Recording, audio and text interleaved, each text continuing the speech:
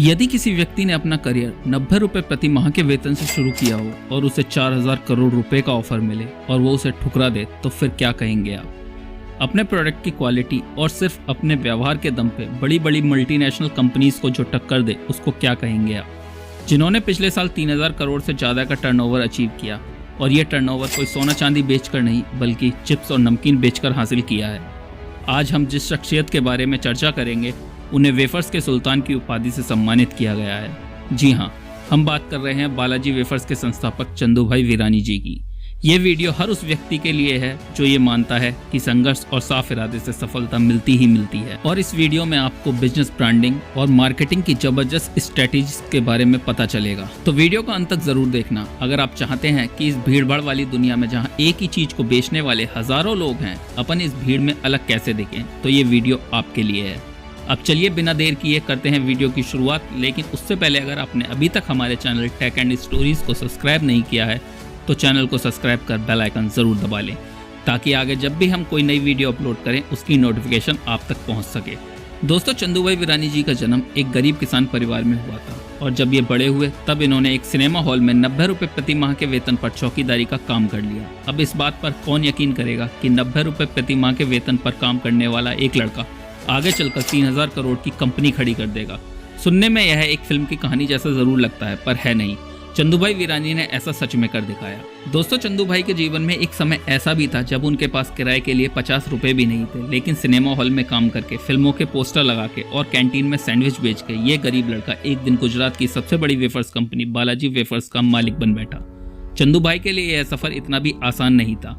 उनका यह सफर कितना स्ट्रगल भरा रहा और उन्होंने कौन कौन सी स्ट्रेटेजी अपनाई जिसके चलते इनका सबसे बड़ा कंपटीटर लेज भी इनके सामने नहीं टिक पाया। आज की इस वीडियो में हम चंदूभाई के इसी सफर को डिटेल से जानेंगे। अगर वीडियो पसंद आए तो वीडियो को लाइक और शेयर करना ना भूलें। तो दोस्तों, चंदूभाई के जीवन की सफर की शुरुआत होती है 1972 से, जब गुजरात के जामनगर जिले के एक छोटे से गाँव धोराजी के अंदर पोपट राम जी भाई वीरानी नाम के एक गरीब किसान रहते थे, जो खेती करके ही अपने परिवार का पेट पालते थे। इनके पास अपनी आजीविका चलाने का और कोई दूसरा साधन नहीं था, बस खेती के सहारे ही जैसे तैसे इनका गुजारा चल रहा था। लेकिन एक साल ऐसा आया, उस साल इनके इलाके में बिल्कुल भी बारिश नहीं हुई। इनके द्वारा की गई सारी फसलें बर्बाद हो गई और इसी वजह से पोपट राम जी भाई और उनके परिवार को आर्थिक तंगी का सामना करना पड़ा।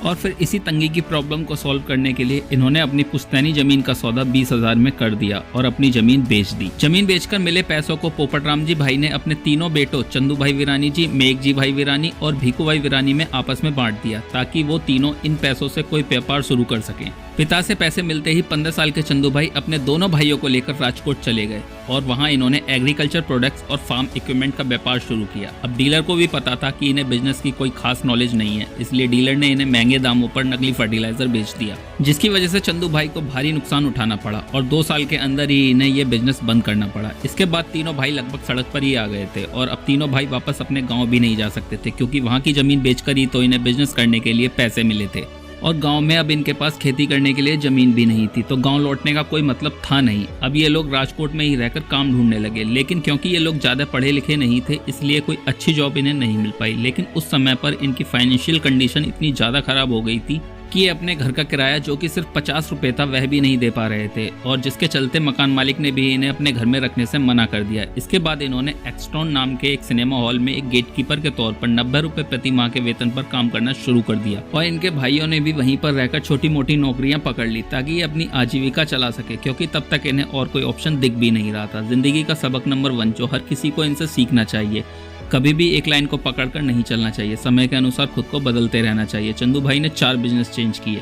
सबसे पहले ये खेती बाड़ी करते थे, वो नहीं चली तो इन्होंने एग्रीकल्चर प्रोडक्ट्स और फार्म इक्विपमेंट का बिजनेस कर लिया, वो भी नहीं चला तो फिर इन्होंने मैस का काम कर लिया, वो काम भी नहीं चला तो इन्होंने नौकरी कर ली। खैर, अब चंदूभाई गेटकीपर की नौकरी के साथ साथ और भी कुछ छोटे छोटे काम करने लगे, जैसे कभी कभी ये मूवीज के पोस्टर लगा देते थे तो कभी कैंटीन में काम कर लेते थे और फिर इस तरह कम पैसों में ही सही, लेकिन जैसे तैसे करके इनका गुजारा चलने लगा। अब क्योंकि चंदूभाई ईमानदार बहुत थे और अपनी इसी ईमानदारी के चलते उन्हें कैंटीन का ठेका मिल गया और अब ये इंटरवल के टाइम में अपना मसाला सैंडविच खुद बनाकर वहां पर बेचने लगे और ये मसाला सैंडविच लोगों को भी खूब पसंद आया, जिसकी वजह से चंदूभाई की फाइनेंशियल कंडीशन अब थोड़ी सुधरने लगी। तो चंदूभाई ने 1982 में अपनी बाकी फैमिली जो कि अभी तक गाँव में थी उनको भी राजकोट बुला लिया और अब फैमिली के सभी मेंबर्स एक साथ मिलकर चंदू भाई के शुरू किए गए इस काम को आगे बढ़ाने लगे। लेकिन सैंडविच के काम में चंदू भाई को एक बड़ी प्रॉब्लम ये आने लगी कि चंदू भाई के बनाए हुए जो भी सैंडविच शाम को बिकने से बच जाते थे उनमें अगले दिन फंगस लग जाता था और वो खाने लायक नहीं रहते थे,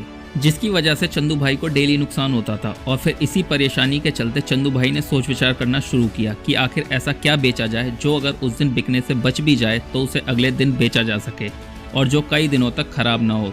और दोस्तों इसी सोच विचार के दौरान चंदू भाई को पोटैटो वेफर्स बेचने का आइडिया आया। शुरुआत में चंदू भाई ने आलू के चिप्स किसी वेंडर से खरीदे और उन चिप्स को अपनी कैंटीन में बेचने लगे। लेकिन इस बिजनेस में भी उन्हें आगे चलकर एक परेशानी का सामना करना पड़ा और वो परेशानी थी टाइम पर सप्लाई का ना मिलना। मतलब उनका वेंडर उन्हें टाइम पर सप्लाई ही नहीं दे पाता था और फिर जब लोग इंटरवल में आकर चिप्स मांगते थे तो कई बार ये चिप्स उनकी कैंटीन में मिलते ही नहीं थे। कभी सप्लाई में डीले तो कभी माल की क्वालिटी अच्छी न होने के कारण चंदू भाई बहुत ज्यादा परेशान हो गए और फिर उन्होंने सोचा कि अब वो किसी वेंडर के भरोसे न रहकर खुद ही चिप्स बनाकर बेचेंगे। उस टाइम पर चंदू भाई के पास 10,000 की सेविंग्स थी और इन्हीं पैसों की मदद से उन्होंने 1982 में अपने बरामदे में एक छोटा सा टीन सेट लगाया और रात में कैंटीन बंद करने के बाद पोटैटो वेफर्स खुद ही बनाने लगे। इनका शुरुआती समय एक्सपीरियंस ना होने की वजह से काफी मुश्किलों से भरा रहा, क्योंकि इनके चिप्स कभी जल जाते तो कभी नरम ही रह जाते। लेकिन कुछ दिनों की मेहनत के बाद आखिर इन्होंने परफेक्ट पोटैटो वेफर्स बनाना सीख ही लिया।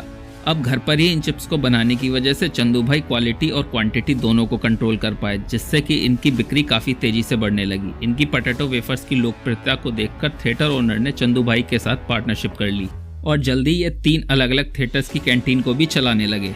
और इस तरह से अब चंदू भाई का काम चल पड़ा और उनके पोटैटो वेफर्स की डिमांड भी बढ़ती ही चली गई। कुछ ही समय में इन्होंने 25 से 30 मर्चेंट्स को भी अपने चिप्स सप्लाई करने शुरू कर दिए और फिर धीरे धीरे चंदू भाई के द्वारा बनाए हुए चिप्स पूरे राजकोट में पसंद किए जाने लगे। लेकिन दोस्तों मार्केट में और भी कई सारे लोग थे जो कि वेफर्स बनाकर बेच रहे थे। ऐसे में अपनी अलग पहचान बनाने के लिए चंदू भाई ने 1984 में अपने पोटैटो वेफर्स को एक नाम देने की सोची और फिर नाम का आइडिया उन्हें उनकी कैंटीन के बगल में मौजूद एक हनुमान मंदिर बालाजी से मिला और फिर इस तरह से बालाजी वेफर्स नाम के अंडर उनके ये पोटैटो वेफर्स आने लगे। लेकिन ये तो अभी बस शुरुआत थी, क्योंकि इतनी सारी कैंटीन और मर्चेंट से जुड़ने के बाद इनके वेफर्स की डिमांड और ज़्यादा बढ़ने लगी और एक समय तो ऐसा आया कि परिवार का हर सदस्य दिन रात मेहनत करके भी डिमांड को फुलफिल नहीं कर पा रहा था।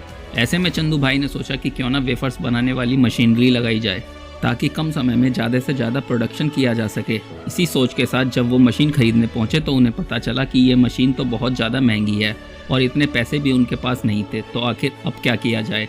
काफ़ी सोचने और समझने के बाद उन्होंने मशीन की फंक्शनिंग को समझना शुरू किया और जब उन्हें समझ में आ गया कि ये मशीनरी काम कैसे करती है तो इन्होंने करीब 5,000 रुपये में बाजार से अलग अलग पार्ट्स खरीदकर खुद ही अपने लिए पोटैटो पीलिंग और चॉपिंग मशीन बना डाली। और दोस्तों अगले कुछ सालों तक इसी मशीन के सहारे ही इनका काम चलता रहा और इनका व्यापार भी ग्रो करता गया। राजकोट में एक्सपेंशन के बाद अब चंदू भाई चाहते थे कि इनके वेफर्स देश के बाकी एरियाज में भी पॉपुलर हो, लेकिन इसके लिए ज़रूरत थी एक बड़े लेवल पर प्रोडक्शन की। इसलिए 1989 में इन्होंने बैंक से करीब 1 लाख रुपए का लोन लिया और गुजरात का सबसे बड़ा पोटैटो वेफर्स प्लांट खोला। हालांकि उनका ये कदम काफ़ी रिस्की था, क्योंकि उस दौर में बड़े इन्वेस्टर्स या फिर अमीर लोग ऐसे नए वेंचर्स में इन्वेस्ट करने से डरते थे। ऐसे में अगर लोन लेने के बाद भी बिजनेस नहीं चला तो फिर लॉस का सारा बोझ उन्हें खुद ही उठाना पड़ता। लेकिन दोस्तों ऐसा समय आया ही नहीं, क्योंकि गुजरते वक्त के साथ उनका मार्केट शेयर और कस्टमर्स बढ़ते ही चले गए। इसके बाद आया साल 1992 में, जब इन्होंने अपने बिजनेस को एक प्राइवेट लिमिटेड कंपनी के रूप में रजिस्टर कराया और साथ ही अपनी मैन्युफैक्चरिंग को ऑटोमेटिक करने के लिए एडवांस टेक्नोलॉजी वाली मशीन्स का यूज़ करना शुरू कर दिया। क्योंकि चंदू भाई का मानना था भले ही मशीन्स महंगी होती हैं लेकिन वो ह्यूमन एरर को कम करने के साथ साथ ट्रांसेंडेंट क्वालिटी भी मेंटेन करती हैं। इसके अलावा इन्होंने बिजनेस में अलग अलग रोल्स और रिस्पॉन्सिबिलिटीज़ को भी बांट दिया, जिससे बिजनेस ऑपरेशंस को मैनेज करना आसान हो गया, क्योंकि अब हर किसी को अपना काम पता होता था। फिर आगे चलकर अपना डिस्ट्रीब्यूशन नेटवर्क मजबूत करने के बाद से तो चंदू भाई की कंपनी बालाजी लोकल से उठकर पहले रीजनल और फिर नेशनल लेवल का ब्रांड बन गई। हालांकि उस टाइम में मार्केट में अंकल चिप, सिम्बा और बिनी जैसे कई सारे बड़े बड़े ब्रांड थे, जिनके सामने किसी भी नए प्लेयर के लिए अपनी जगह बनाना बिल्कुल भी आसान नहीं था। लेकिन बालाजी ने अपनी मेहनत, लगन और बेहतरीन क्वालिटी के जरिए अपने प्रोडक्ट्स को मार्केट में पॉपुलर बना दिया। जहां और ब्रांड्स अभी भी ट्रेडिशनल तरीके से चिप्स बना रहे थे, वहीं बालाजी ने इनोवेटिव तरीके को अपनाकर मार्केट में अपने ब्रांड को मजबूती से इस्टेब्लिश कर लिया था। और दोस्तों पता है, इनकी बढ़ती हुई ग्रोथ को देखते हुए एक मल्टीनेशनल कंपनी ने इन्हें ऑफर किया कि चंदू भाई 4,000 करोड़ रुपए में अपनी कंपनी को बेच दें। लेकिन चंदू भाई ने इस डील से साफ इनकार कर दिया इसके कुछ समय के बाद बालाजी पोटैटो वेफर्स के अलावा नमकीन और अन्य कई दूसरी चीजें भी बनाने लगी और उनके टेस्ट को भी लोगों ने खूब सराहा, जिससे यह धीरे धीरे गुजरात से निकलकर उत्तर प्रदेश, मध्य प्रदेश और उनके ही जैसे कई सारे स्टेट में अपने पैर जमाने लगे। इस एक्सपेंशन के साथ बालाजी इस बात का भी ध्यान रख रही थी कि कंपनी जो बना रही है वह लोगों की पसंद के अकॉर्डिंग है या फिर नहीं, क्योंकि चंदू भाई को बहुत अच्छे से पता था कि गुजरात के लोगों को जो फ्लेवर पसंद है जरूरी नहीं कि महाराष्ट्र, राजस्थान या फिर यूपी में वही पसंद आए। इसलिए वो हमेशा इस तरह के भी स्नैक्स को बनाने में लगे रहते जो कि लोकल टेस्ट को जस्टिफाई कर सके और यह काम प्रॉपर तरीके से होता रहे। इसके लिए इन्होंने अलग अलग स्टेट में अपनी मैन्युफैक्चरिंग, जिनमें से 3 गुजरात के राजकोट, वालसाड और वडोदरा में, तो वहीं एक मध्य प्रदेश के इंदौर में लोकेटेड है। और इन मैन्युफैक्चरिंग यूनिट की कैपेसिटी हर दिन 1000 क्विंटल पोटैटो वेफर्स और 5000 क्विंटल नमकीन बनाने की है, जो कि दिखाती हैं कि इन्होंने कितना बड़ा प्रोडक्शन सेटअप तैयार किया है। अलग अलग जगह पर फैक्ट्रीज लगाने का फायदा ये हुआ कि ये लोकल मार्केट्स को बेहतर तरीके से सर्व करने लगे, जो कि इनके मार्केट शेयर को बढ़ाने में काफ़ी मददगार साबित हुआ। यही वजह है कि 2006 में बालाजी वेफर्स ने गुजरात के पोटैटो वेफर्स मार्केट का 90% हिस्सा अपने नाम कर लिया था और फिर इसके बाद से ही इनकी ग्रोथ को कोई नहीं रोक सका। हालांकि तभी अचानक 2011 में कुछ ऐसा हुआ जिसने कंपनी की मुसीबतें बढ़ा दी। असल में बालाजी के सबसे बड़े कॉम्पिटिटर पेप्सिको ने इनके ऊपर केस फाइल कर दिया। पेप्सिको का आरोप था कि बालाजी ने उनके लेज मैक्स चिप के डीप रिच डिजाइन को अपने रंबल नाम के एक वेफर में इस्तेमाल किया है। इस बात के लिए पेप्सिको ने ना तो कोई वार्निंग दी, ना ही इसके बारे में बालाजी से कोई बातचीत की, बल्कि फौरन ही कंपनी पर डिजाइन इन्फ्रिंजमेंट का केस ठोक दिया।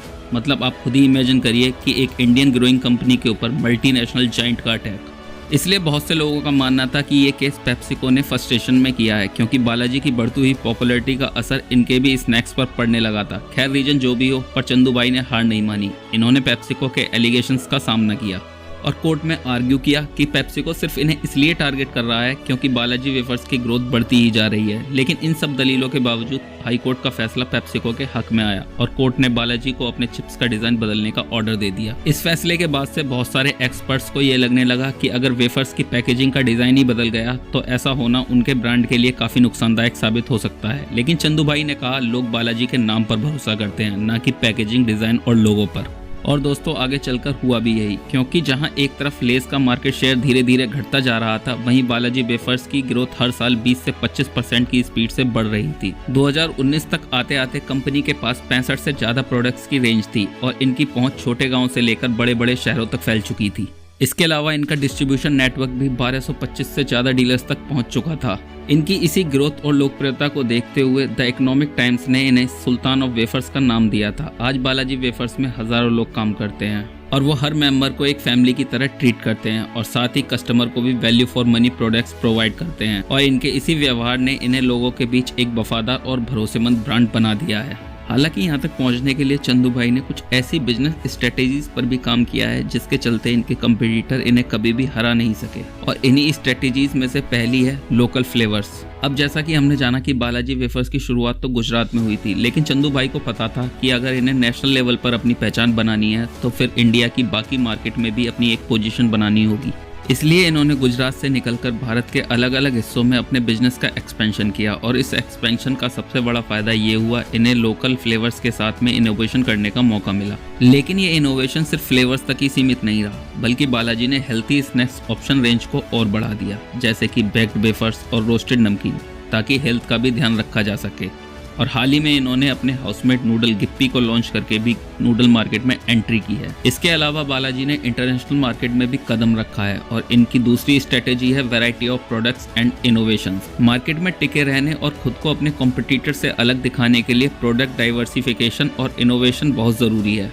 बालाजी ने भी इसे बखूबी समझा और अपने प्रोडक्ट्स की रेंज को डाइवर्सिफाई किया, जिसमें इन्होंने 3 मेन प्रोडक्ट्स कैटेगरीज तैयार की। पहला है वेस्टर्न स्नैक्स, जिसमें 12 प्रोडक्ट आते हैं और ये वो स्नैक्स हैं जो कि ज्यादातर यंग जनरेशन और अर्बन क्राउड को टारगेट करते हैं। दूसरा है नमकीन, जो कि भारतीय घरों में बहुत पॉपुलर है, खासकर चाय के टाइम पे स्नैक्स के रूप में, और इस कैटेगरी में उन्होंने 23 प्रोडक्ट लॉन्च किए हैं। और थर्ड है वेफर्स, ये इनकी कोर कैटेगरी है जिसमें 12 प्रोडक्ट्स आते हैं। और बालाजी वेफर्स अपने यूनिक और क्रिस्पी वेफर्स के लिए ही तो सबसे ज्यादा जाने जाते हैं। और कुछ इसी तरीके से कंपनी की थर्ड स्ट्रेटेजी है यूज ऑफ टेक्नोलॉजी। चंदू भाई शुरुआत में सब कुछ अपने हाथों से ही किया करते थे, चाहे वो वेफर्स फ्राई करना हो या फिर उनकी पैकेजिंग, लेकिन उन्होंने जल्द ही ये समझ लिया कि मैनुअल काम करने में कंसिस्टेंसी की कमी होती है और इससे प्रोडक्ट की सेल्फ लाइफ भी कम हो जाती है। इसलिए जिस समय दूसरे ब्रांड हैंडमेड चिप्स बना रहे थे तब इन्होंने ऑटोमेशन का सहारा लिया और आज बालाजी वेफर्स दुनिया के टॉप फूड प्रोसेसिंग सप्लायर्स से मशीन इंपोर्ट करते हैं। इसका सीधा असर इनकी प्रोडक्शन इफिशिएंसी पर पड़ा है, जिससे इनकी कॉस्ट कम हुई है